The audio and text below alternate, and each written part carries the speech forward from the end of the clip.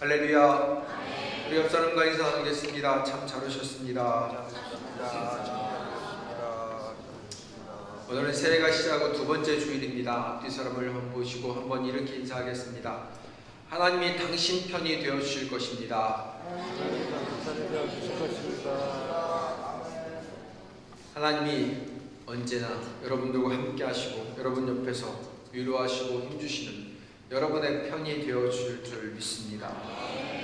오늘은 로마서 1장 24절부터 32절 말씀으로 복음은 자랑스러운 것입니다 라는 제목으로 함께 은혜를 나누겠습니다.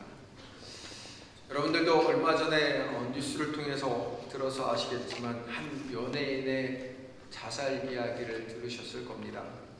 참 안타까운 소식들이 참 많이 들리죠.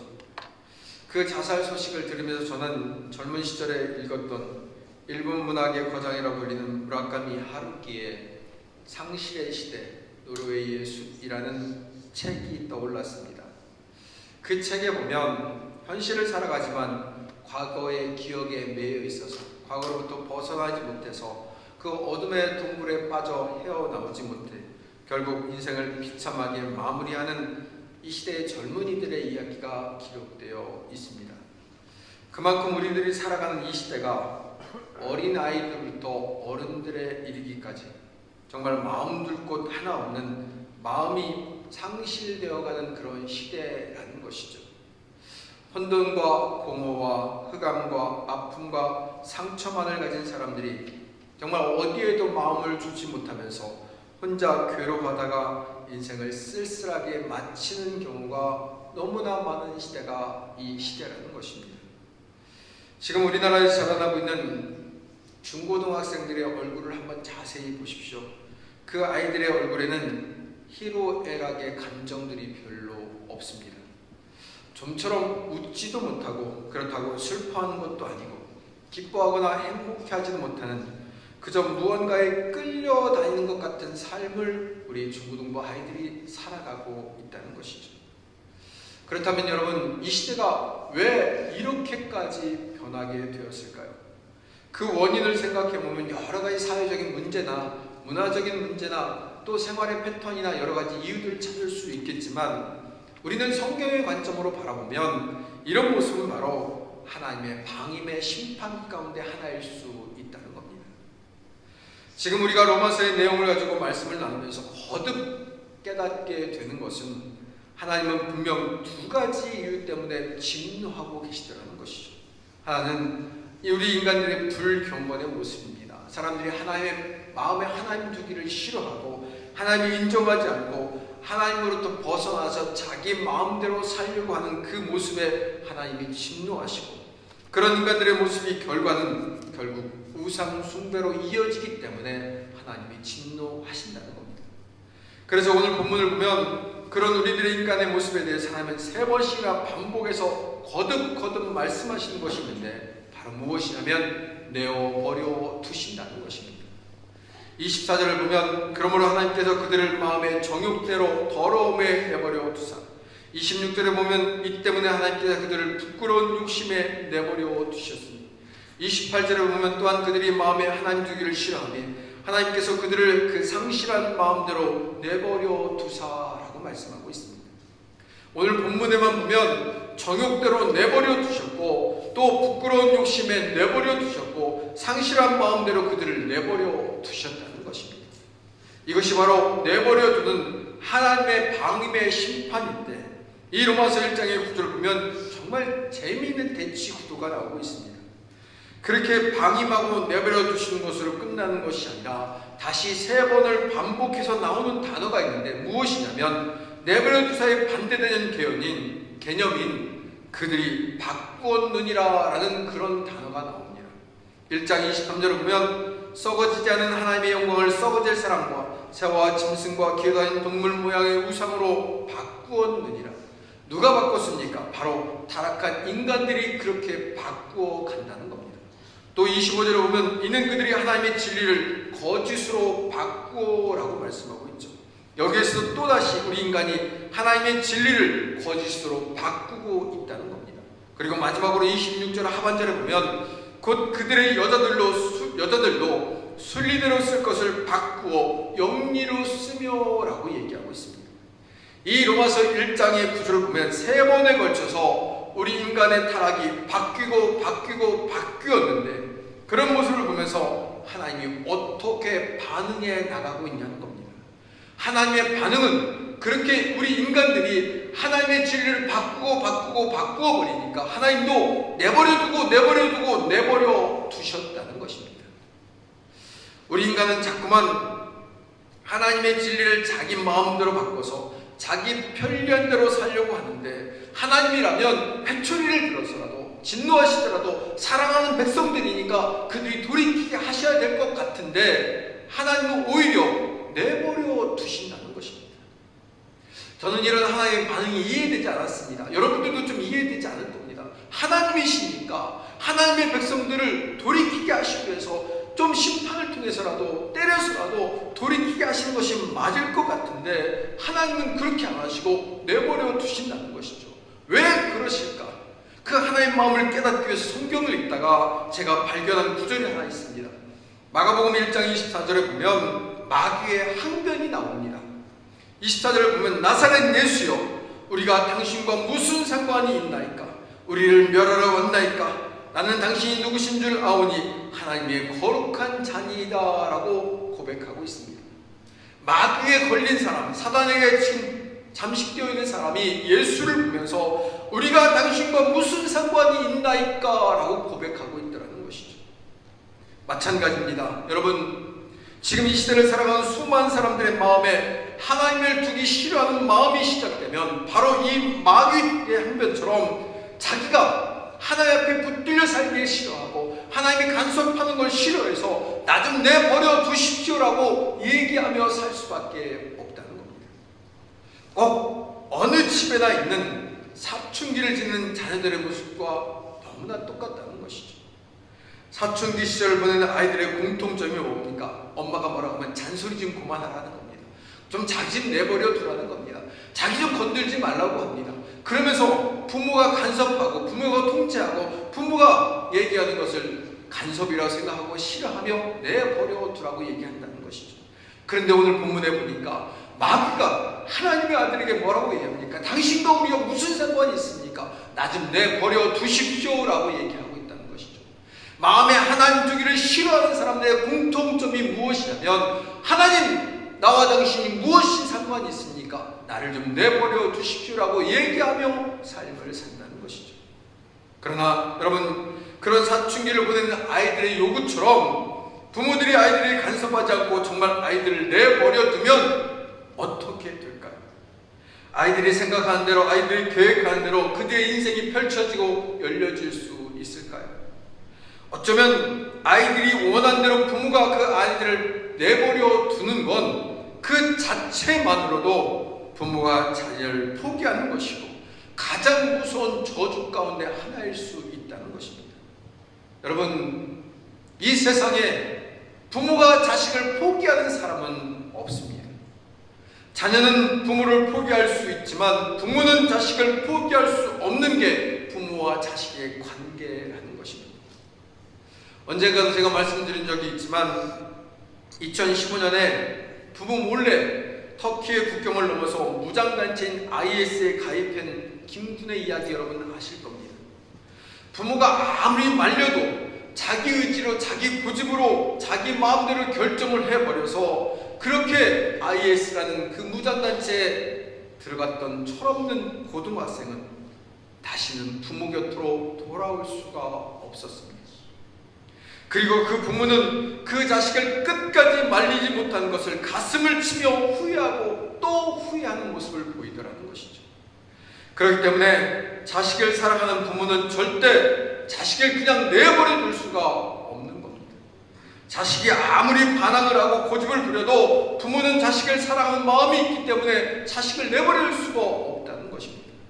마찬가지로 우리가 하나님을 향해서 우리가 당신과 무슨 상관이 있습니까? 우리를 좀 내버려 두십시오. 우리 마음대로 신앙생활하고 우리 편리한 대로 신앙생활하게 내버려 두십시오라고 얘기하는 건 부모의 영역을 벗어나서 IS라는 무장단체에 빠져버린 그 철없는 고등학생의 모습과 똑같은 모습이라는 겁니다.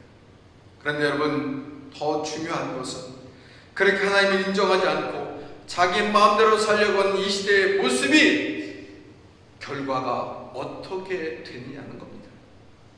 하나님을 거부하고 하나님으로부터 벗어나려고 몸부림치는 세상의 모습은 멀리서 찾을 필요도 없습니다. 잠깐 TV를 틀어 뉴스만 봐도 이 세상의 모습이 그대로 보입니다. 여러분, 우리나라도 언제부터 마약을 하는 사람들이 그렇게 많은 나라일까요? 예전에는 돈 있는 사람들이나 부자들이나 연예인들이나 하던 그 마약이 요즘에는 군인들도 하고 청소년들도 하고 지극히 평범한 사람들조차도 마약을 너무나 쉽게 접하는 그런 나라가 되어버렸습니다. 우리나라 국민의 5% 이상이 마약을 한다는 통계 조사도 나옵니다. 언제부터 우리나라가 마약이 이렇게 성행하는 나라가 되어버렸을까요? 국민의 절반 이상이 우울증과 불면증에 시달린 나라가 이 대한민국이라고 합니다. 그 마음의 공허함과 두려움을 이기지 못해서 자살이라는 극단적인 상황을 선택하고 그래서 자살률 세계 1위라는 오명을 가진 나라가 이 대한민국이라는 겁니다. 또 자기 내면의 분노를 이기지 못해서 묻지마 폭행을 하고 무차별 공격을 하고 예비군 사격 훈련장에서 총기 낙사 사건이 일어나기도 합니다. 부모의 간섭을 떠나 자기 마음대로 살려고 하는 사춘기 아이들의 모습과 너무나 똑같은 모습이 우리 주변에 너무나 많다는 것입니다. 그래서 성경은 이 시대를 가리켜서 한마디로 이렇게 정의하고 있습니다. 로마서 1장 24절을 보면 그러므로 하나님께서 그들을 마음의 정욕대로 더러움에 내버려 두사 그들의 몸을 서로 욕되게 하게 하셨으니. 여기서 나오는 욕되게 하다라는 이 표현은 사회학자들이 이렇게 해석을 하더라고요. 상대방을 인격적으로 존중하지 않고 오직 자기 욕심을 채우기 위해서 상대방을 이용하려고 하는 마음이라고 해석하고 있었습니다. 지금 시대가 그렇다는 겁니다.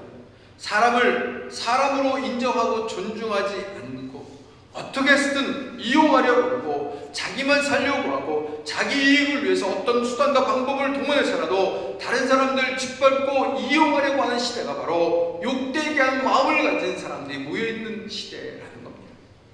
그런데 여러분, 이런 마음이 세상에만 가득할까요? 지금 현재 교회 안에서도 이런 마음들이 얼마나 팽창해 있는지 모릅니다. 교회 공동체를 보면 어떤 교회여야 됩니까? 우리 교회 어떤 교회이길 원하십니까? 올해 우리 교회 행복한 교회 되길 원합니다. 사랑이 넘치길 원합니다. 얼굴을 보면 전혀 아닌 것 같은데 사랑이 넘치길 원합니다. 얘기하면 좀 웃어야 되는데 사랑이 넘치길 원합니다. 아멘 아멘 이러고 좀 이런 웃으면 좋습니다. 설교나 하라고 하시는 것 같으니까. 여러분, 교회 하면 무엇이 떠오릅니까? 사랑, 행복, 기쁨, 감사. 교회 하면 좀 그래야 되지 않느냐는 겁니다. 교회 하면 축복이 넘쳐야 되고 다른 사람을 세워주고 섬김의 공동체야 되고 그런 모습이 나타나는 교회가 행복한 교회일 텐데 지금 한국교회 대부분의 모습들을 보면 그런 사랑보다는 다른 사람들의 헌신과 수고를 통해서 자신만 편리해지고 교회를 통해서 무언가 이득을 얻으려고 하는 성도들이 너무나 많다는 거예요. 그렇기에 이 시대의 교회는 더욱더 복음으로 돌아가야 될 줄 믿습니다. 더욱더 기도하는 공동체가 되어야 될 줄 믿습니다. 여러분, 교회의 본질을 잃어버리는 순간 교회는 더 이상 신앙의 공동체가 아닌 사람들의 모임에 불과할 뿐이고 사람들의 이익을 위해서 모여있는 곳이 될 수밖에 없기 때문에 싸움터가 될 수밖에 없다는 겁니다. 이런 인간의 상실한 마음을 내버려두면 우리들뿐만 아니라 우리들의 미래인, 우리의 다음 시대인, 우리의 자녀들조차도 인생과 삶이 무너질 수밖에 없다는 거예요.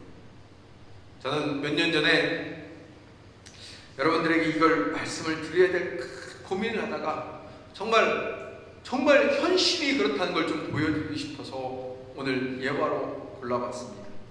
몇 년 전에 10살짜리 꼬마아이가 잔혹시라는 시를 인터넷에서 공개를 했습니다. 그래서 세상에 난리가 났어요. 10살짜리 아이가 쓴 시입니다. 그 아이가 쓴 시의 제목이 뭔지 아십니까? 학원 가기 싫은 날이었습니다. 학원 가기 싫은 날. 그런데 그 시의 내용을 보면 여러분 너무나 깜짝 놀고 소스라칠 겁니다.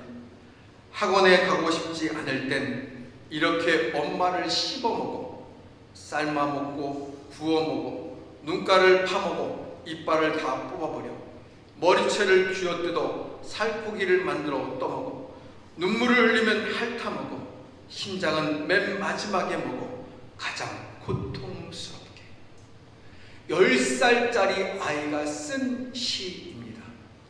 제목이 학원 가기 싫은 날. 여러분 10살짜리가 이런 시를 썼다는 것이 믿기지 않는데 더 놀라운 건 그 옆에 담긴 사파의 내용입니다. 엄마로 추정이는 한 여자가 쓰러져 있고 그 옆에 입가에 피를 흘리면서 심장을 먹고 있는 또 다른 여자의 그림이 사파로 들어가 있습니다. 이 시가 동시를 기록해놓는 동시집에 실렸다는 겁니다. 한 아이가 얼마나 학원에 가기 싫었으면 이처럼 끔찍한 표현을 서슴없이 하고 있을까 하는 생각도 들었지만, 앞에서 얘기했던 것처럼 철없는 고등학생이 부모의 품을 떠나서 무장단체로 가버리고 자신의 엄마에 대한 미운 감정 때문에 이런 끔찍한 표현하는 이런 시대가 지금 우리의 자녀들이 살아가고 있는 시대라는 겁니다. 여러분 왜 이렇게까지 되었을까요? 바로 우리 인간들의 마음에 하나님을 두기 싫어하는 마음이 생기기 시작하니까 하나님이 그 마음을 내버려 두셔서 이런 시대로 변질되어 버렸다는 겁니다. 그래서 바울은 로마서 2장 5절에서 다만 내 고집과 회개하지 않은 마음을 따라 진노의 날 곧 하나님의 의로우신 심판이 나타나는 그날에 임할 진노를 내게 쌓는도다 라고 말씀하고 있습니다. 지금 이 시대는 하나님의 진노가 점점 쌓여가는 시대라는 것입니다. 그렇다면 여러분 이렇게 타락하고 이렇게 변질되어 버린 이 시대를 향한 대안이 무엇이냐는 겁니다. 다시 살려야 되지 않겠냐는 겁니다. 가정을 살리고 교회를 살리고 나라를 살리고 이 다음 세대를 살릴 수 있는 방법이 도대체 무엇이냐는 겁니다. 이 시대를 향한 대안이 하나님은 오늘 우리들에게 본문의 16절 말씀으로 말씀해 주고 있습니다. 우리 다 같이 읽어보겠습니다. 로마서 1장 16절입니다. 시작. 내가 복음을 부끄러워하지 아니하노니 이 복음은 모든 믿는 자에게 구원을 주신 하나님의 능력이 되리라. 할렐루야. 여기서 바울은 복음을 부끄러워하지 아니한다라고 얘기하고 있습니다. 다른 말로 하면 자신은 복음이 너무나 자랑스럽다는 것입니다. 그렇다면 바울은 왜 그렇게 복음을 자랑스럽다고 얘기하고 있고 또 강조하고 있는 것일까요? 바로 복음만이 하나님의 능력이기 때문이라는 것입니다. 로마서 1장 17절을 보십시오.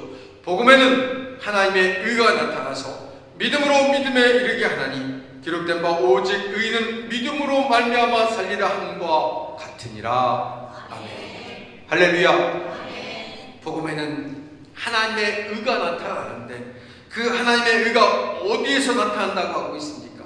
바로 우리 인간의 타락과 변질로 자기 마음대로 하나님의 뜻을 바꿔버리고 그로 인해서 하나님의 진노와 심판이 임하는 그 악선의 고리를 끊어버릴 수 있는 유일한 방법이 바로 복음의 능력이라는 것입니다.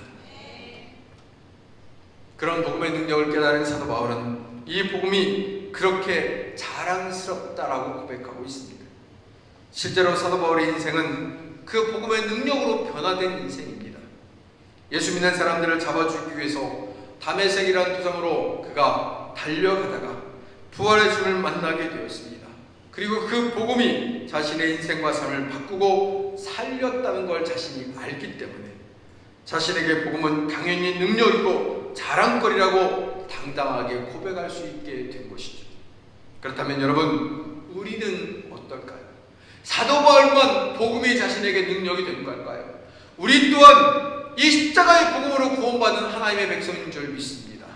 우리 또한 하나님 우리를 다시 살리신 것은 이 복음의 능력 때문인 줄 믿습니다.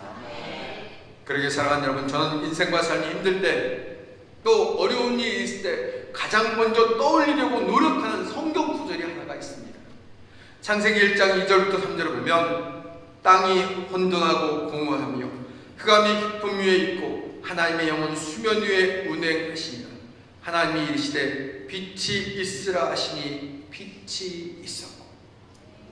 너무나 평범한 구절입니다. 아무도 중요하게 여기지 않습니다. 그러나 여러분, 하나님 없는 우리들의 인생에 어떤 인생인지를 정확하게 가르치는 말씀 가운데 하나라는 것이죠. 우리들의 인생에 하나님이 없으면 어떻게 됩니까? 혼돈과 공허와 흑암이 공존하는 창조 이전의 삶과 같은 인생이 될 수밖에 없다는 겁니다. 아무리 열심히 살고 아무리 바르게 살고 아무리 법을 지키고 아무리 사람들에게 미움을 받지 않는 손가락질 당하지 않은 삶을 살아도 하나님 없는 인생은 항상 공허할 수밖에 없고 머릿속이 복잡한 혼돈의 상태일 수밖에 없고 늘 걱정과 의심에 사로잡혀 살 수밖에 없는 어둠의 시간을 보낼 수밖에 없는 인생이라는 겁니다. 그런데 그런 인생에 하나님의 영이 임하시고 빛이 비추어 주시면 인생과 삶이 바뀌는 놀라운 역전이 일어나게 될 줄 믿습니다. 여러분, 이 창세기 누가 썼는지 아십니까? 이 창세기의 말씀 누가 썼죠? 모르십니까? 이 창세기는 모세 오경 가운데 하나입니다. 창세기, 출애굽기, 레위기, 민수기, 신명기, 모세 오경 가운데 하나입니다. 이 모세 오경 누가 썼죠? 모세가 썼습니다. 다 나와 있는 거 모른 체 하고 계십니까? 모세가 썼습니다. 그런데 여러분, 이 창세기를 모세가 썼다면 역사학자들에 의하면 이 창세기는 천지가 창조되는 그 순간부터 기록된 말씀이 아니라 이스라엘 백성들이 홍해를 건너서 가나안이라는 목적지를 향해 나아가는 그 광야의 여정 가운데 모세가 쓴 글이라는 것이에요. 우리가 다 아는 것처럼 광야하면 떠오르는 이미지가 무엇입니까? 고난입니다. 힘듦입니다. 어려움입니다. 암달에 불안함입니다. 두려움이 가득한 것이 바로 광야라는 것이죠. 하루 이틀도 아니고 무려 40년 동안이나 똑같은 곳을 바라보고 똑같은 길을 걸어가니까 그의 마음에 얼마나 답답함과 막막함이 가득했을까요? 그의 마음은 앞에서 읽었던 창세기 1장 2절과 3절 말씀처럼 혼돈과 공허와 흑암이 가득한 그런 상태였다는 겁니다. 그런데 그런 이스라엘 백성들의 모세가 이 창세기 1장의 말씀을 통해서 주고자 했던 메시지가 무엇일까요? 우리들이 오늘 한 치 앞도 알 수 없는 광야길을 걸어가고 있지만 혼돈과 공허와 흑암이 가득한 인생을 살아가고 있지만 내 인생에 하나님이 다루어 주시면 하나님이 빛을 비추어 주시면 우리들의 인생도 혼란을 벗어나 빛을 비추는 인생으로 변화될 수 있게 된다는 것입니다. 그래서 사도 바울은 고린도후서 4장과 5절에서 우리들에게 이렇게 가르쳐줍니다. 5장 17절을 보면 그런즉 누구든지 그리스도 안에 있으면 새로운 피조물이라 이전 것은 지나갔으니 보라 새 것이 되었도다. 4장 6절을 보십시오. 어두운 데에 빛이 빛이라 말씀하셨던 그 하나님께서 예수 그리스도의 얼굴에 있는 하나님의 영광을 아는 빛을 우리 마음에 비추셨느니라. 할렐루야. 어두운 과거를 가지고 있고 누구에게도 속 시원히 말할 수 없는 걱정과 근심과 절망이 가득한 우리들에게 하나님이 찾아와 주신다면 우리의 미래도 희망과 소망이 가득한 인생으로 역전되고 변화되어 갈 줄 믿습니다.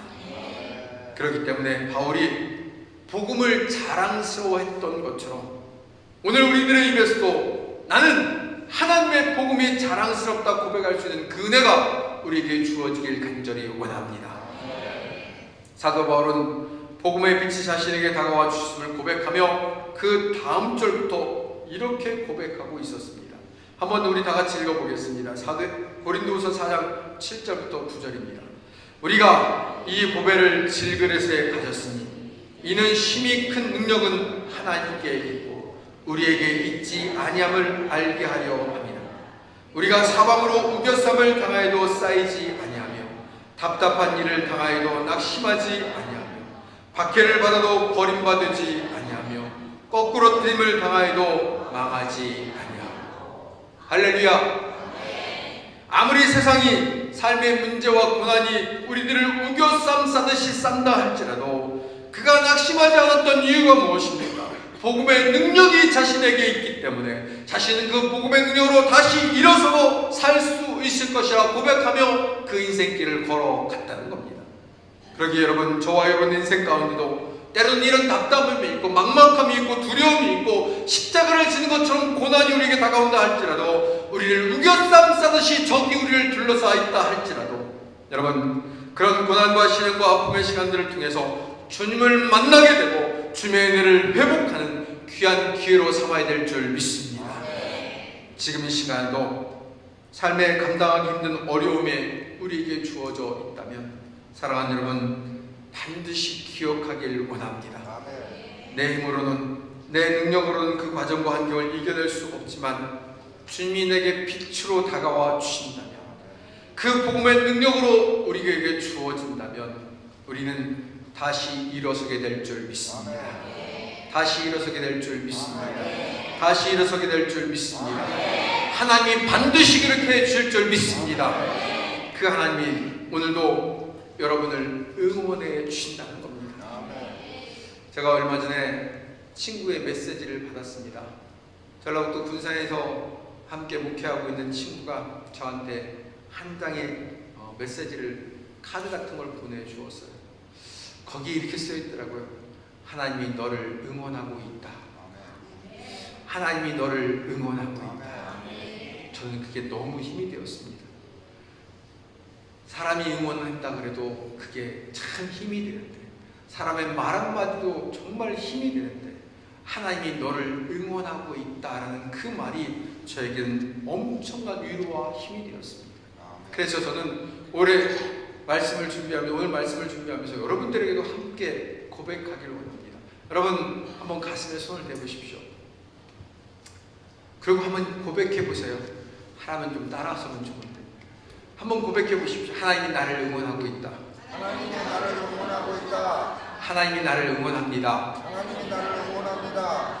믿으십니까? 아멘. 여러분, 하나님이 여러분을 응원하고 계십니다. 아멘. 잘할 수 있다고, 할 수 있을 거라고, 정말 잘 될 거라고, 건강할 거라고, 형통할 거라고. 아멘 안 하면 어떡합니까? 계속 해야 되는데.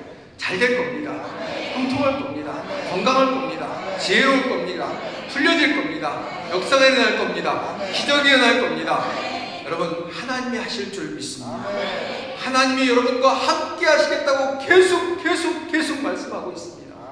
나는 절망을 말하고 있고, 나는 좌절을 말하고 있고, 나는 내 마음이 무너져가고 있는데 하나님 내 귀에 대고 내가 너를 응원할 것이라고, 내가 너를 살릴 것이라고, 내가 너와 함께 할 것이라고, 내가 너와 동행할 것이라고 말씀해 주신 그 말씀이 내게 계속 들려지고 있다는 겁니다. 여러분, 그 은혜를 기억하며 오늘도 여러분의 마음에 좀 문을 여십시오. 그리고 주님을 받아들이길 원합니다. 주님께서 여러분과 함께 하시고 여러분을 다시 일으켜 세우는 은혜를 부어줄 줄 믿습니다. 우리 다 같이 일어나 찬양하겠습니다.